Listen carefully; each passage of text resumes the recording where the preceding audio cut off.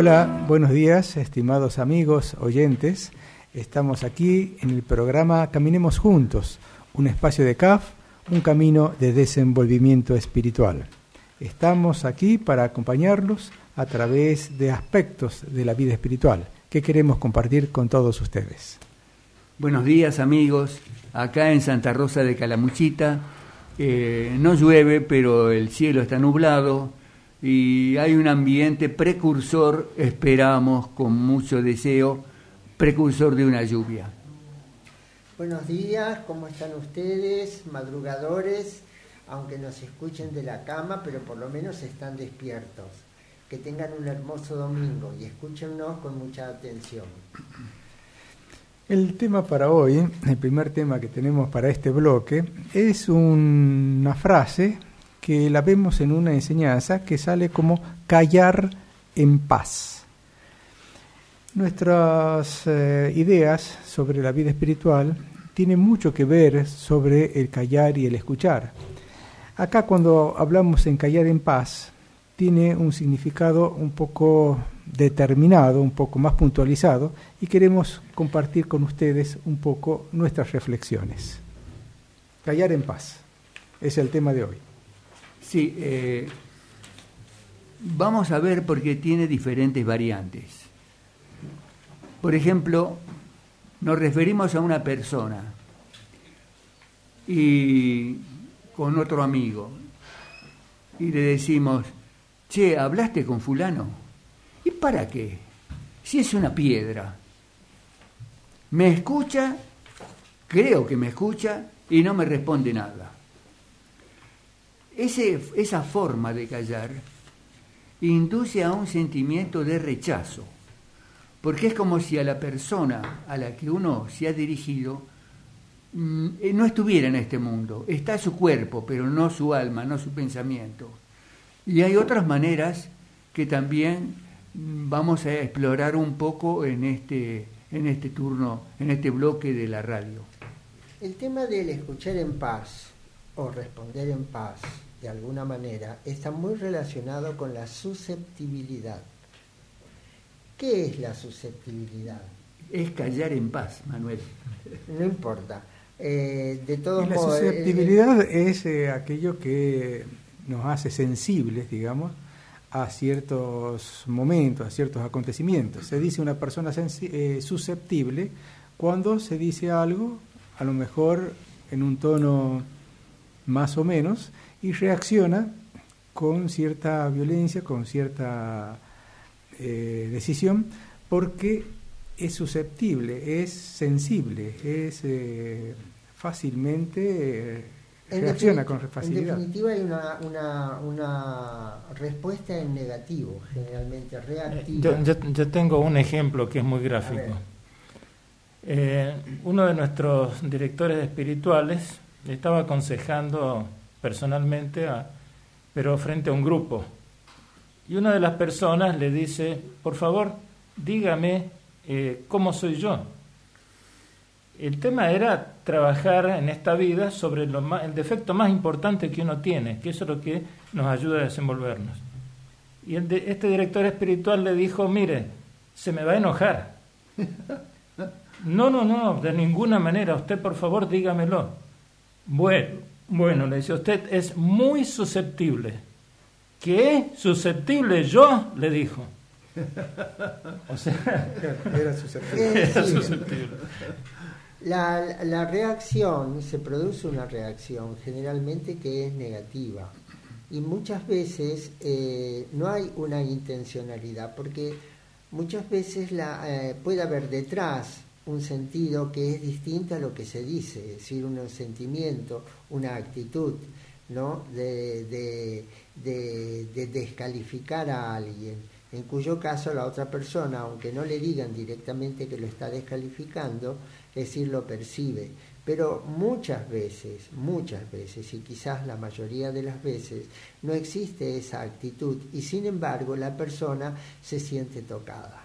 Por ejemplo, en un grupo se dice porque a los que le gustan el fútbol generalmente pierden demasiado tiempo. A mí no me gusta, a mí me gusta el fútbol y yo no pierdo el tiempo. esa persona no fue tocada directamente, pero indirectamente él se sintió tocado. ¿Eso qué significa? Ser susceptible a algo que un tercero dice y no lo está aludiendo a él necesariamente, pero él lo siente como tal. Claro, pero estamos hablando de la susceptibilidad y nuestra intención es hablar de callar en paz. Acá Miguel seguramente nos va a dar su punto de vista. Bueno, lo que yo percibo es que nosotros en nuestra vida recorremos un cierto camino que le podemos llamar de inclusión. Quiere decir que este proceso en el que todos tenemos acceso sin gastar ni un centavo, porque estamos continuamente incluyendo a los demás, tratando de ver qué es lo que les afecta cuando nosotros actuamos.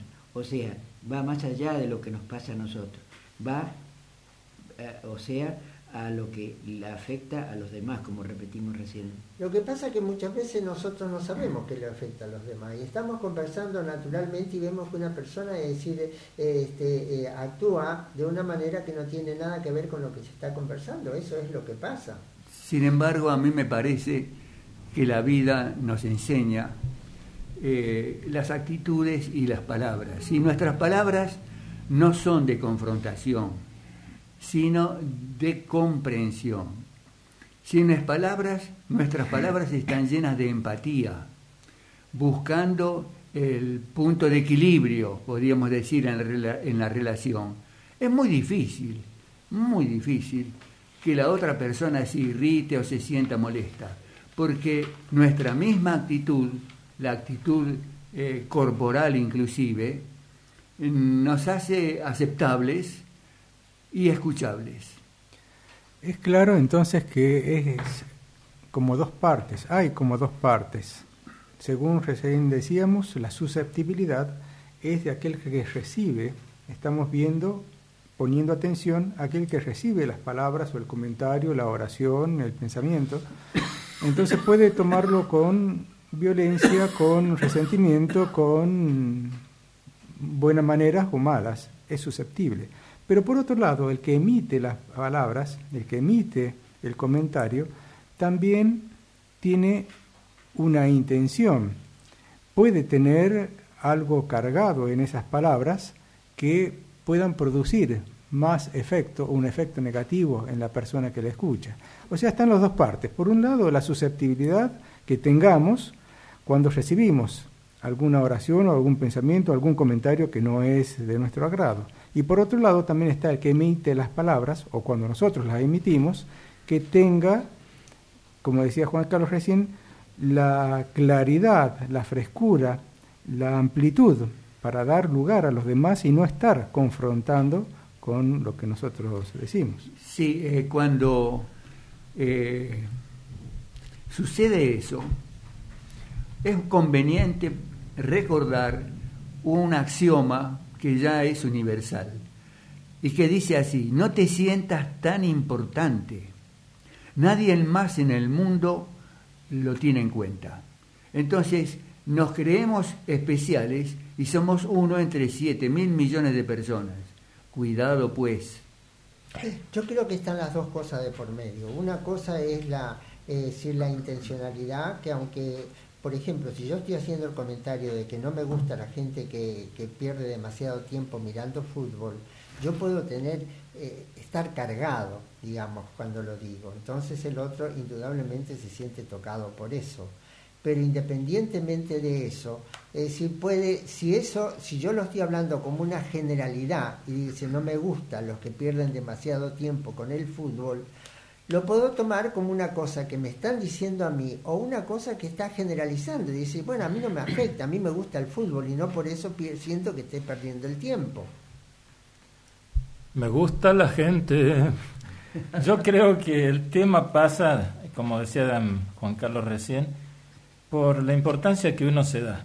Es decir, tanto de un lado como del otro. Yo digo algo con una cierta entonación o uso una palabra que sé que al otro le va a afectar y la digo y lo digo bien en forma educada aparentemente, pero va un flechazo en realidad y la otra persona no reacciona, no pasa nada. Claro. Entonces yo quedo desarmado Si yo quería armar lío, no hay lío, porque la otra persona no reacciona. O al revés, ¿no es cierto? A lo mejor alguien dice algo y yo ni me doy cuenta porque estoy en otra cosa en ese momento, así que ni siquiera me siento afectado. Entonces, si yo estoy en el centro, me siento afectado, tanto cuando lo digo como cuando lo escucho. Yo creo que el punto central, digamos, llevando harina para nuestro costal, como se dice, si uno quiere desenvolverse, si yo me quiero desenvolver, primero tengo que ser objetivo. Sí, soy susceptible, reconocerlo. Y reconocer que muchas veces también yo tiro flechazos. Ahora, ¿qué tengo que hacer yo para poder seguir desenvolviéndome? Hay un aspecto que es importante considerar. ¿Cuáles son las consecuencias de la susceptibilidad? Las consecuencias de la susceptibilidad, sobre todo cuando hay una reacción negativa frente a un comentario de un tercero entre un grupo, es que puede terminar en una discusión. ¿Por qué siempre tenés que decir las cosas de esa manera? ¿O por qué estás aludiendo a mí? Pero yo no estoy aludiendo, no estoy aludiendo a vos ni estoy aludiendo a nadie, no me importa, pero es decir, estás diciendo algo que sabés que a mí me gusta y me hace sentir mal, etcétera, etcétera, etcétera. Genera todo un malestar y transforma el ambiente que podría ser de cordialidad y de camaradería en una verdadera desarmonía total. A veces en una conversación en grupo, alguien, después que uno ha hablado, alude a nuestras palabras de una manera no grata. Y muchas veces lo que hago es pensar y como si conversara conmigo mismo. Déjalo pasar, no tiene importancia. Dentro de un ratito nadie se acuerda más del asunto. Es decir, no magnifiquemos las cosas, dejémoslas en sus proporciones naturales. Y entonces nos vamos a sentir realmente en paz. Quizás allí empiece a funcionar esto de callar en paz. Si uno tiene una situación un poco difícil que enfrentar, porque las palabras no están siendo las más delicadas, puede hacer una detención, no responder de inmediato, callar, reflexionar y poder contribuir al crecimiento de la relación con ese callar en paz. No el callar que ese es tenso, hay un callar a veces tenso, doloroso, ácido. Claro, porque diríamos. esa es la otra faceta. Claro, no es ese callar al que nos referimos, sino el callar en paz, aquel que es constructivo, aquel que es respetuoso y que puede dar nuevo horizonte a la conversación o a la relación humana. Porque a mí me consta, respecto a lo que dice José, que en circunstancias cuando alguien se siente tocado por lo que ha dicho un tercero, simplemente se cierra, ¿no es cierto? No hace comentarios, no discute, pero se cierra y no habla. Entonces crea también de esa manera, tanto por la discusión que puede generar o por el silencio negativo en el que se puede cerrar, crea una situación de desarmonía en el conjunto. Y lo que estamos hablando es cómo generar situaciones de paz, y para eso no tengo que tener una reacción interna, explícita o implícita. Creo que es muy interesante el tema como herramienta de trabajo. Es decir, no basta con reconocer que soy susceptible. Es decir, tengo que ver cuando se dice algo qué me hace saltar, qué me hace reaccionar. ¿Por qué alguien tiene la botonera de control, la mía, en las manos de él? Entonces hace conmigo lo que quiere. Tengo que poder ver por qué reacciono y qué tengo que modificar en mí. Entonces, en lugar de transformarse en una pesadilla, se transforma en una herramienta de trabajo. Y uno a lo sumo puede decir, salté otra vez, reaccioné otra vez. ¿Por qué? Es decir, ¿qué ocurre? ¿Cuál es la parte tierna o la parte lastimada que a mí me hace saltar? Eso significa que las dos partes son responsables, tanto el que dice como el que escucha. Tanto nosotros, cuando hablamos, somos responsables de cómo usar las palabras, la elegancia, la corrección de nuestro uso de las palabras, como cuando somos los que escuchamos, y cómo podemos callar en paz, escuchar y saber cambiar el tono de la conversación para no empezar en una réplica que a veces se transforma en una situación incontrolable, indefinida, fuera de los contornos de la corrección.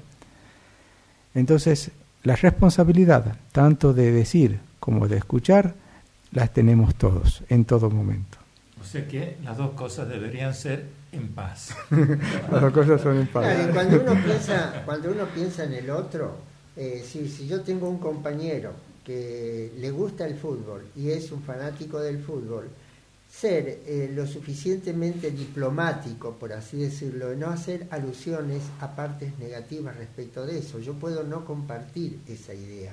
Y podría decir, si se da el caso por el tipo de conversación que estamos teniendo, yo generalmente no tengo tiempo para dedicarme a los deportes, aunque me gustaría mucho. Entonces, de esa manera, yo estoy dejando sentada una posición, pero no estoy dando lugar a que el otro se sienta mal, porque a él le gusta. Está bien. ¿Le gusta el fútbol? No, en realidad, En realidad no sabe lo que se pierde. No. Bueno, a mí me gusta el tema que vamos a escuchar ahora. Veamos.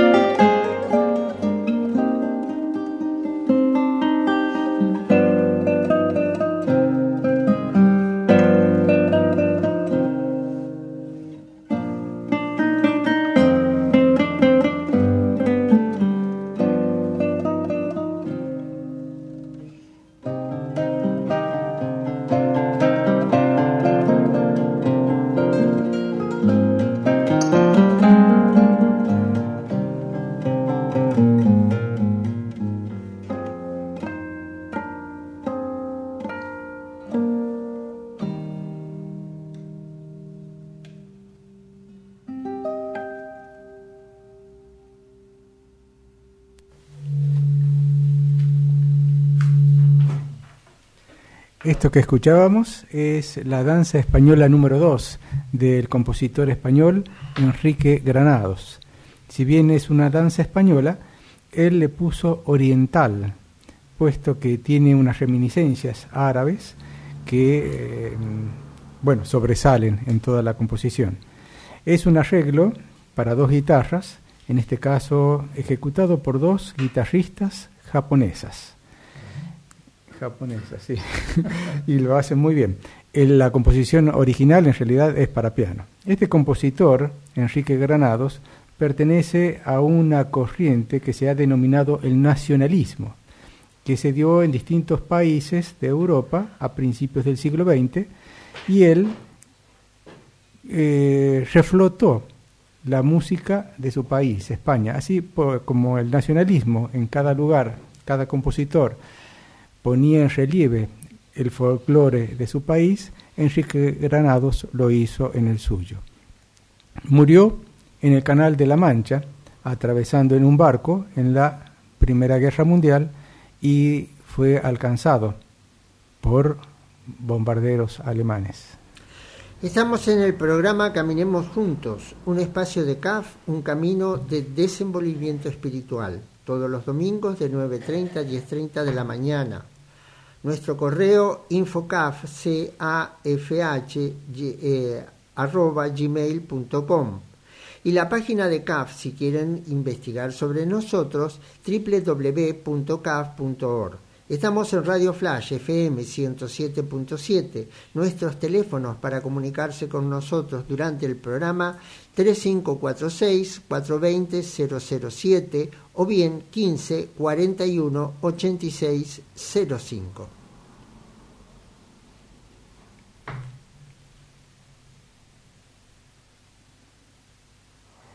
Muy bien, continuamos ahora en el programa Caminemos Juntos, este espacio de CAF, un camino de desenvolvimiento espiritual.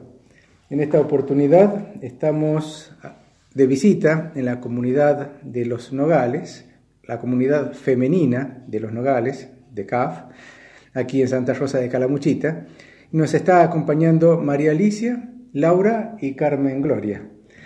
Así que para hablar de una actividad de extensión que ya nos van a explicar bien de qué se trata. Buenos días a todas, ¿cómo les va? Buen día. Habíamos dicho actividad de extensión aquí en Los Nogales. Estamos al lado del pueblo de Santa Rosa de Calamuchita.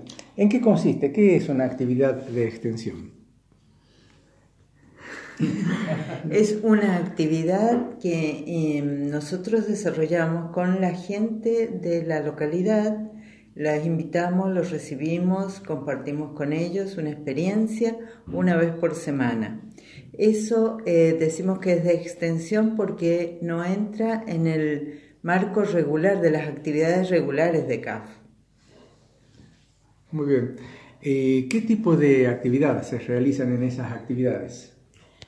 Hacemos diálogos. Ahora estamos haciendo encuentros de diálogos todos los viernes. Todo bien. Una cosa es que, por ejemplo, cuando uno le habla a una persona de diálogo, suele suceder que todas las personas dicen que saben dialogar, porque uno conversa con otro. ¿Por qué hay una técnica de diálogo? ¿O qué significa el diálogo? ¿O qué es hacer esa práctica de diálogo? Yo preguntaría de la siguiente manera: ¿cuál es la diferencia entre una conversación y una actividad de diálogo, tal cual la concebimos en CAF? A ver. Una conversación es algo informal.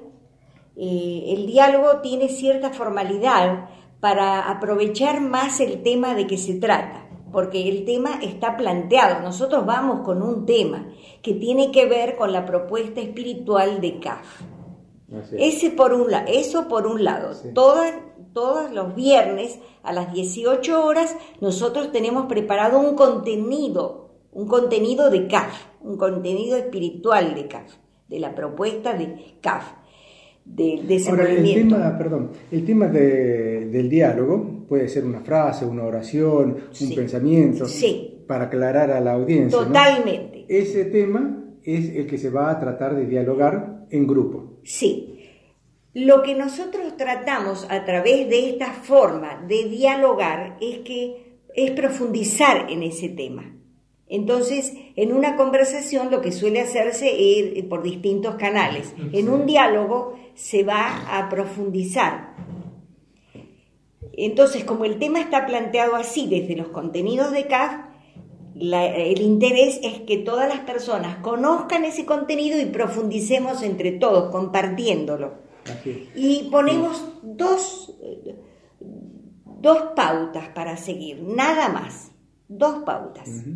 Hablar uno por vez y escucharnos.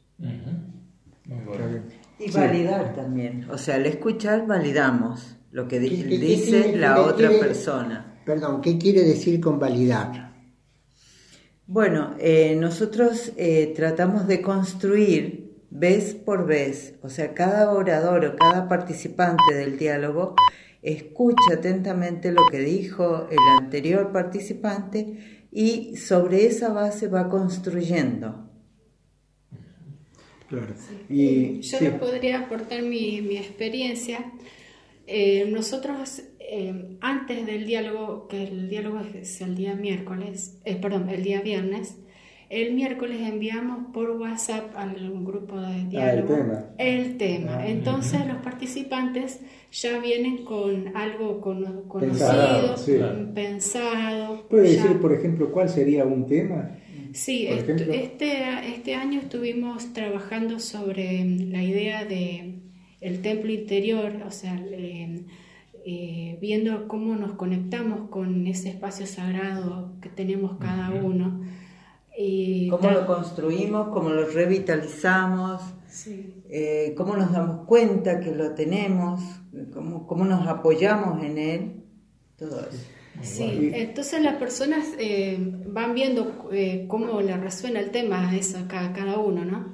Y por mi experiencia, yo lo que veo que es como cada uno es distinto de una conversación o un hablar así como uno puede hacerlo intrascendentemente, digamos, sino que el tema se va construyendo, como ya lo fueron reflexionando cada uno individualmente, se va construyendo con los aportes de cada uno. Y un poco es para como dar una comparación, una imagen comparativa, es como la dinámica del corazón, el diálogo, porque uno toma de las experiencias que van vertiendo los participantes, toma eso, es como que va dejando que entre, como si fuera como el corazón que hace, claro, toma el corazón, que toma la sangre del cuerpo, la lleva al corazón y después la vuelve a vertir, y eso es lo que pasa en el diálogo, porque uno tomó de los demás, pero después vuelve a vertir eso que uno fue madurando y reflexionando. Y así en esa dinámica de tomar y dejar, es como que, por mi experiencia, como hacemos los diálogos, es como que se va expandiendo esa definición que tenemos de nosotros mismos. Uno tiene esa posibilidad de ir expandiendo lo que uno conoce de sí mismo. Descubriendo. Uno lo va descubriendo, claro, en ese tomar y dejar. Sístole y diástole. Y también, si me permite otra cosa, es que se va estableciendo vínculos entre los asistentes. Claro. Resumiendo, veo que entonces hay un tema, se reúnen una cantidad determinada de personas, que son más o menos ¿cuántas las que vienen? Bueno, entre 5 y 7, a veces somos 2.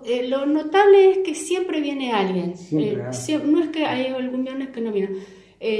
Siempre viene alguien. Pero la cantidad es variable, porque no hay una obligación. Uno, aparte que el que viene no está obligado a participar, sino que habla cuando tiene una firme convicción, ¿no es cierto? Algo que decir. Sí.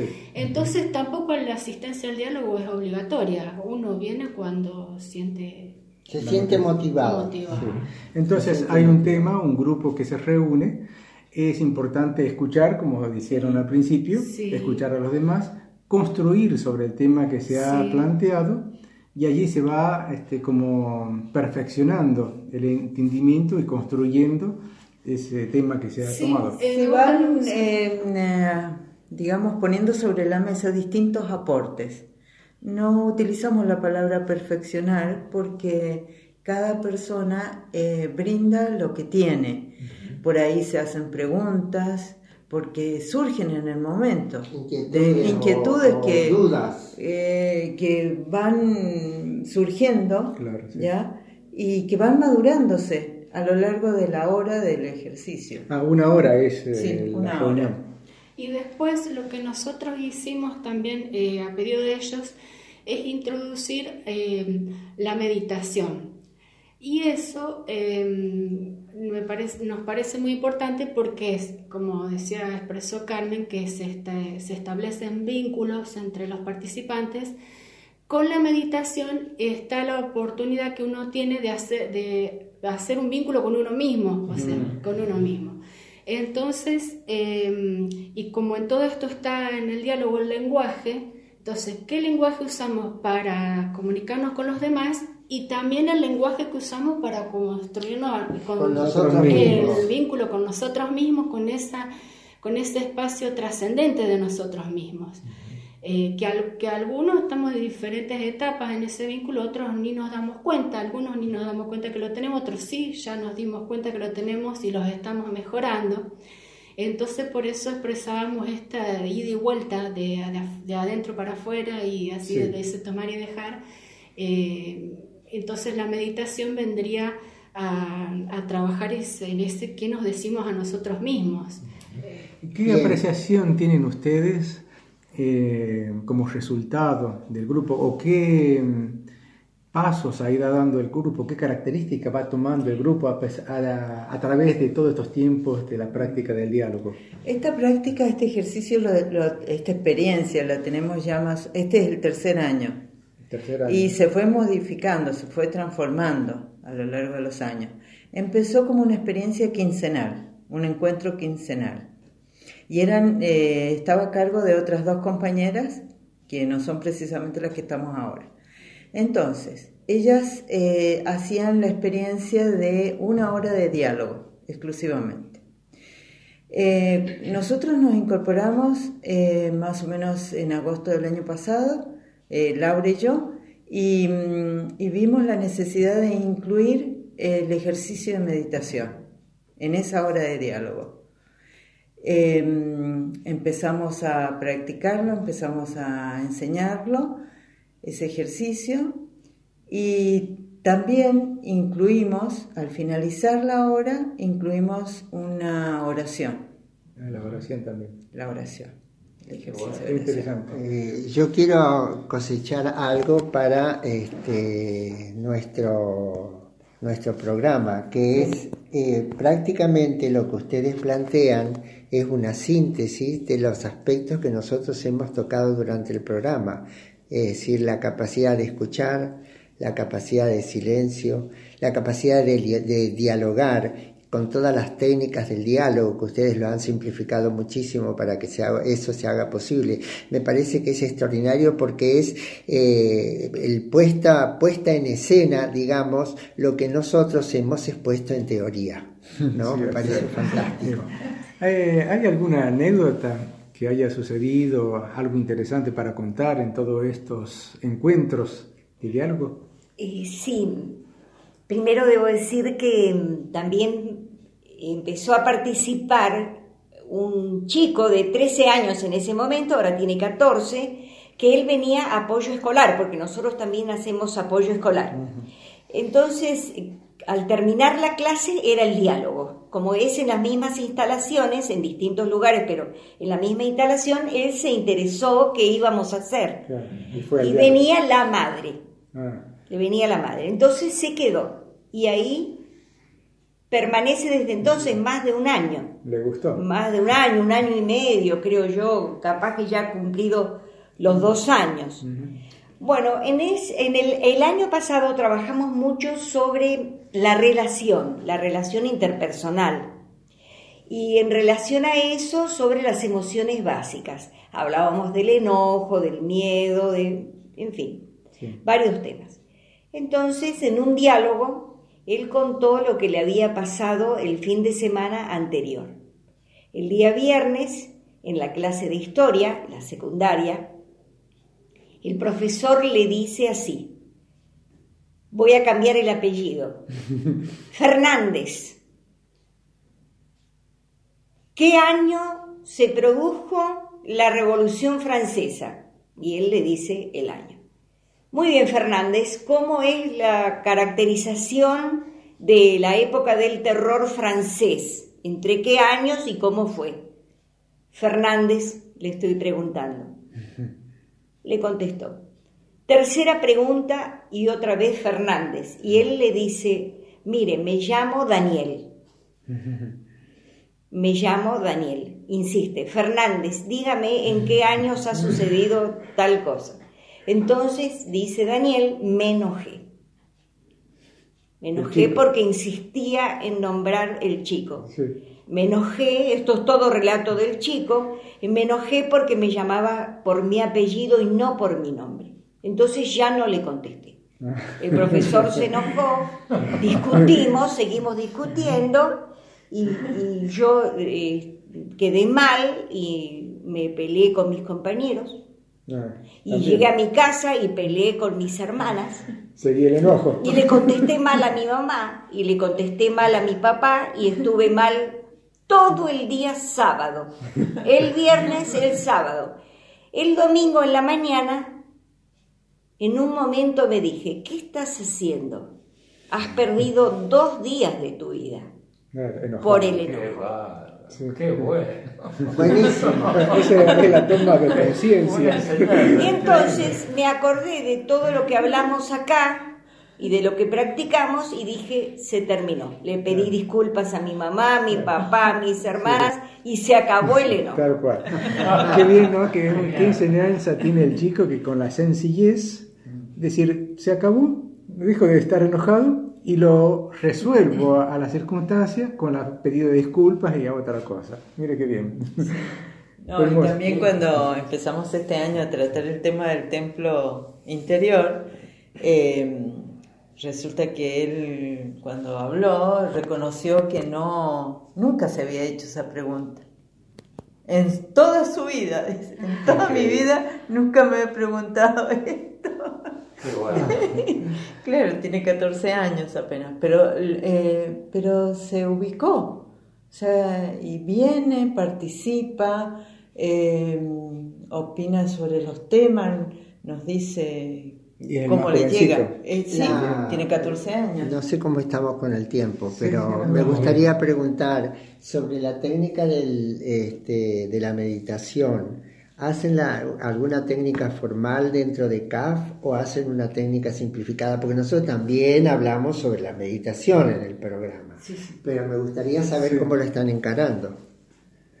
Sí, nosotros explicamos la meditación como 5 minutos de invocación, 5 minutos de silencio, de espera y 5 minutos de respuesta. Es la meditación que nosotros llamamos discursiva. Discursiva, sí. Y a veces hacen, como es un ejercicio, a veces en una sola reunión de diálogo, en 2 minutos nada más hacemos nada más que una invocación. Porque estamos ejercitándonos, estamos aprendiendo. Entonces lo hacemos por partes. O a veces hacemos 2 minutos y damos en esos 2 minutos de reflexión individual, que cada uno vaya practicando a medida que es lo que va incorporando, ¿no? Lo dejamos en libertad, que cada uno lo haga a su modo. Claro, así es. Lo estamos aprendiendo, digamos, pero las etapas serían esa: invocación, espera y respuesta. Okay. Cuando el año pasado empezamos a hacer el ejercicio, nosotras, Laura y yo, o a veces María Alicia que nos acompañaba, hacíamos el ejercicio completo. ¿Ya? 2 minutos como ejemplo para ellos. Claro, en forma verbal, oral, 2 minutos de invocación, 2 minutos de silencio y 2 minutos de respuesta. Sí. Eso lo hicimos bastante tiempo, el año pasado. Como para redondear la finalización, ¿quisieran decir algo a la audiencia, transmitirles esta inquietud? ¿Cómo haría la invitación? ¿Cómo haría si alguien se encuentra motivado para asistir? Sí, bueno, nosotros pueden contactarse en el predio Los Nogales, digamos, que está en Camino Provincial y calle 26, todos los viernes de 18 a 19 horas. Un número telefónico. Sí, Bueno, un número sí. telefónico. El teléfono fijo es 03546 420 564. 420 564. Allí llaman y se pueden contactar con alguna Sí, de las personas que atienden el diálogo. El que atienda, porque dice que llama por el interés en los diálogos de los días viernes a las 18 horas. Muy bien. Bueno, ¿hay alguna otra pregunta? Sí, de carácter práctico, el número de WhatsApp que nos han dado funciona, es normal. Bueno, listo. Ok, quiere decir que está bien. Bueno, no, es para saber, a veces uno comete un error cuando hace el aviso. 54 16 94 creo que dimos, o 74. Sí, el 74 creo. 74, 74. termina en 74. Bueno, ya lo vamos a repetir bien. Bueno, muchas gracias María Alicia, Carmen Gloria y Laura por habernos recibido ustedes a nosotros aquí.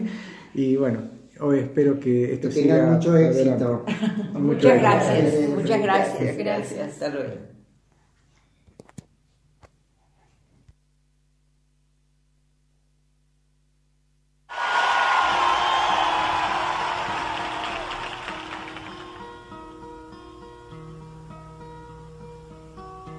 Hello, darkness, my old friend.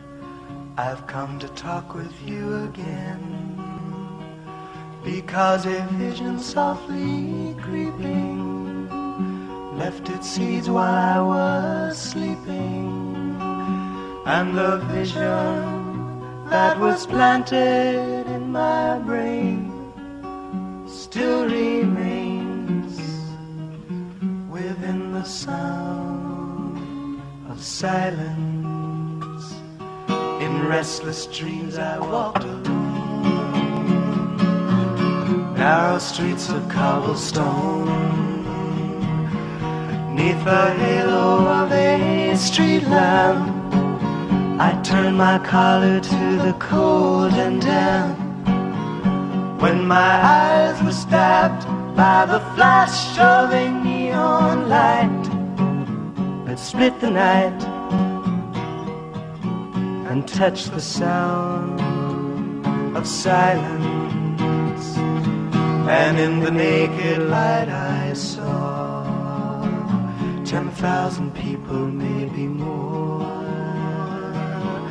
people talking without speaking, people hearing without listening, people writing songs that voices never share, and no one dared disturb the sound of silence.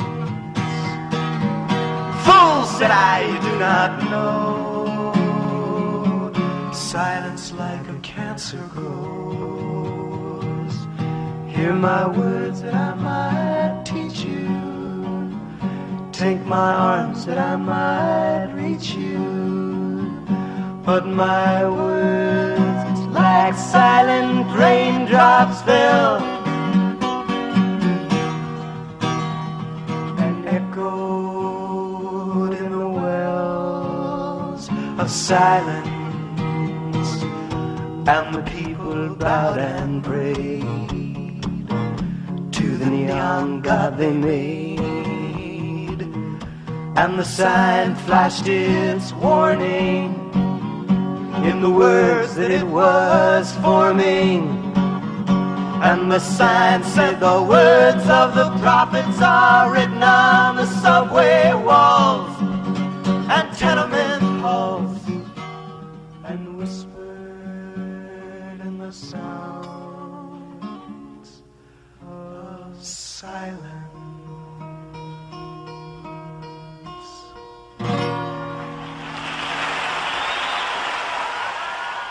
Ese era un tema muy conocido, El sonido del silencio, del dúo aquel compuesto por Simon and Garfunkel, un dúo de cantantes y compositor norteamericano que tuvo gran preponderancia, gran éxito en la década del 60 y de los 70. Aparte de la belleza de la música, tenía una característica que es una combinación tan notable entre las dos voces, la característica, el timbre de las voces, el acoplamiento que hay, es algo realmente grandioso. Simon Garfunkel y el tema de Paul Simon, El sonido del silencio. Estamos en el programa Caminemos Juntos, un espacio de CAF, un camino de desenvolvimiento espiritual, todos los domingos de 9:30 a 10:30 de la mañana, acompañándolos. Nuestro correo infocaf@gmail.com. Estamos en Radio Flash FM 107.7 y los teléfonos para comunicarse con nosotros 3546 420 007 o bien 15 41 86 05. Atención, la ciudad de Córdoba y sus alrededores. Todos los viernes, desde las 19 horas, encuentro semanal de coro. El lugar, sede de CAF, Ducase 782, barrio Ducase, Córdoba, capital. Y en la misma sede, los martes de septiembre 11 y 25, aprender a meditar meditando. Para mayor información, pueden llamar a los celulares de Cristina 0351 1520 92 215 o de Estrella 0351 15 208 31 27. La hora de 18:30 a 19:30. También recordamos el programa de Radio Vuelos todos los sábados de 16 a 17 horas por radioalacalle.com desde Buenos Aires para todo el mundo. Villa Mercedes. Reuniones abiertas, espacio para meditar, dialogar y crecer juntos. El último viernes de cada mes. Este noviembre nos toca el día 30, de 17:20 a 18:50 horas, en el Círculo de Suboficiales, Necochea 78, Villa de Mercedes, San Luis. Bueno, y ahora tenemos un personaje que es una bomba. Sí, una dinamita más bien. Una dinamita. ¿De quién vamos a hablar? Bueno, nos quedan pocos minutos, así que vamos a hacer una especie de síntesis. Sí. Y hemos elegido a Alfred Nobel como personaje para comentar algunas cosas para ustedes. Todos han oído hablar seguramente de los premios Nobel o Nobel. La Argentina ha sido galardonada a lo largo de la historia con 5 premios Nobel, 5 personas. Pero ¿quién fue Alfred Nobel? Fue un sueco, un químico, un ingeniero, un inventor. También le gustaba la filosofía y como dominaba 5 idiomas, entre ellos el inglés, le gustaba escribir poesías en inglés. Y publicó un libro. De poesías en inglés. Vamos a ir muy sintéticamente porque el tiempo que nos queda es cortito. Pero en sus viajes, porque era hijo de una familia muy rica, el padre de él también era ingeniero e inventor, conoce en Francia a un químico italiano llamado Ascanio Sobrero. Y como la familia de Nobel se dedicaba a la fabricación y venta de explosivos, Sobrero le contó que había descubierto un aceite, una sustancia oleosa de color amarillento, espantosamente explosiva. Él maldecía el momento que lo había descubierto, porque como lo hacía en el laboratorio, por un movimiento involuntario, hizo explosión el tubo y los trocitos de vidrio le cortaron el rostro, cosa que lo disgustó bastante. Pero la sustancia es la nitroglicerina. La nitroglicerina. O sea, la glicerina que todos conocemos, derivado de la grasa vacuna, entre otras cosas, es nitrada. ¿Cómo hizo eso? Es una cosa un poco complicada para relatar. Pero sí lo que interesa es que él hizo algo muy especial.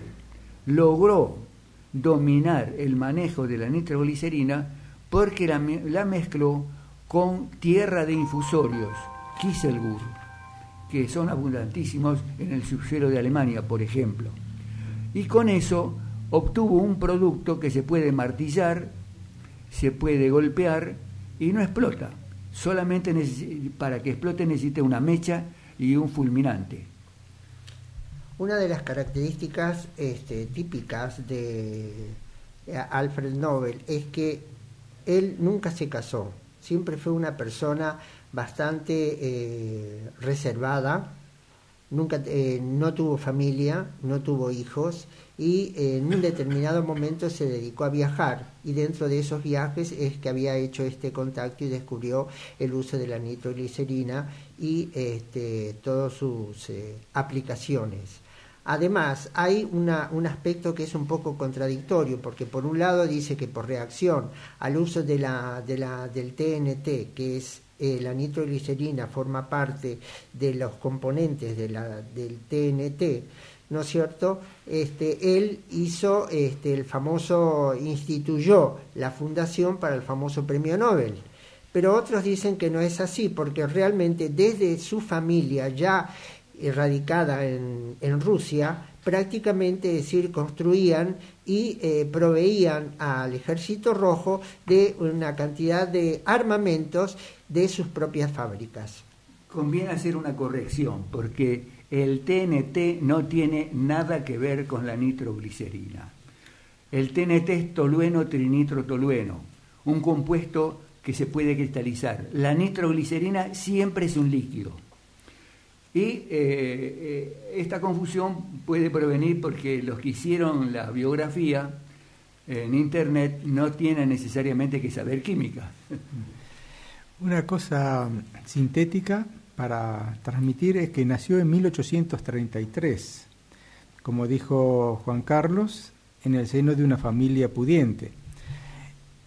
Tuvo una instrucción muy buena, muy intensa, y aparte de su capacidad tan grande, le dio como resultado que a lo largo de su vida patentó 355 inventos. Entre ellos, quizás el más conocido es la invención de la dinamita.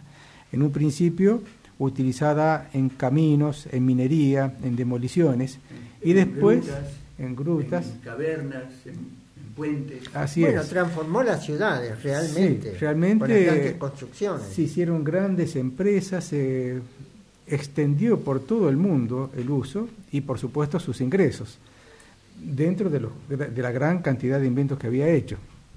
Pero él vio que después el uso de la dinamita se fue también a la parte bélica, al área bélica, a las guerras y al daño, a la destrucción. Hubo una situación muy triste para él, porque hasta que él descubre que mezclando con tierra de diatomea puede controlar la nitroglicerina, estuvo haciendo experimentos con sus hermanos y en un día fallece a través de una explosión que se produce uno de sus hermanos y otras dos personas que trabajaban con él. Eso le creó un conflicto interno, una depresión muy grande que él llevó durante toda su vida. Y algunos opinan que para compensar precisamente esta situación, él instituye, como se dijo recién, los premios Nobel, entre ellos principalmente el de la paz. No todos los usos que se le dieron a la dinamita fueron positivos, puesto que también se utilizó en la guerra, como decía José y Félix, posteriormente. Podemos concluir que muere el 10 de diciembre de 1896 en la ciudad italiana de San Remo. Al final de su vida logró publicar 355 patentes, entre ellas la mencionada dinamita, el caucho sintético y la seda sintética. Cuando hablamos de caucho sintético, estamos hablando del neopreno. todo el mundo actualmente utiliza algún artículo que dice es de goma, de caucho. Es de caucho sintético. El caucho original es de origen vegetal, de un árbol del Brasil, Hevea brasiliensis, y es bastante costoso de obtener. Pero el caucho sintético se puede hacer en las fábricas mediante los reactivos convenientes para obtenerlo. Como decía Miguel, falleció el 10 de diciembre de 1896 y por eso esa fecha, el 10 de diciembre, es el día instituido para otorgar los premios Nobel en cada año en la ciudad de Estocolmo, creo que es, Estocolmo, Suecia. Bueno, olvidé lo que iba a decir. Nobel, sí, eso iba a decir. Que nosotros usamos ampliamente la palabra como Nobel, como si tuviera acento en la O. Pero, según los escritos que nos llegan también en los diccionarios académicos, dice que en Suecia el nombre suena como Nobel y que traducido sería también en nuestro idioma Nobel. Se acepta las dos formas.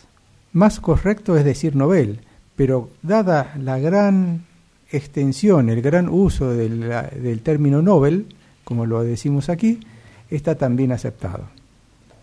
Nobel es, además de instituir el Premio para la Paz, poco a poco se instituyeron los premios para todas aquellas ramas de la ciencia o de la cultura a las que él se había dedicado, la filosofía, el arte, la física, la química. Entonces se instituyó poco a poco un premio para cada una de esas ramas o especialidades. Y la última que se hizo fue para el de economía, a partir del cual se determinó que nunca más se iban a abrir ninguna otras ramas para hacer la entrega de los premios anuales. Nobel tenía varias curiosidades. Era ateo. El elemento de la tabla periódica de elementos químicos, el nobelio, lleva su nombre. Un asteroide lleva su nombre. Un cráter en la Luna también lleva su nombre. Y el nombre de la dinamita proviene de una palabra latina que significa dinamis, fuerza. Bueno, sí, hemos llegado al final. Le iba a decir que estamos cerrando el programa y quería despedirme, agradecerle a los oyentes toda la atención que han tenido, agradecer los aportes que nos hacen llegar e invitarlos una vez más a nuestro programa el próximo domingo. Muchas gracias por todo. Muchas gracias para todos. Una cosa que no hemos dicho hoy en el día, que estamos prácticamente el equipo completo. Miguel, José... No, prácticamente estamos. Estamos el equipo completo. Miguel, José, Félix, Juan Carlos, Manuel y el que nos acompaña siempre en los controles, Roberto Molina. Muchísimas gracias. Feliz domingo para todos.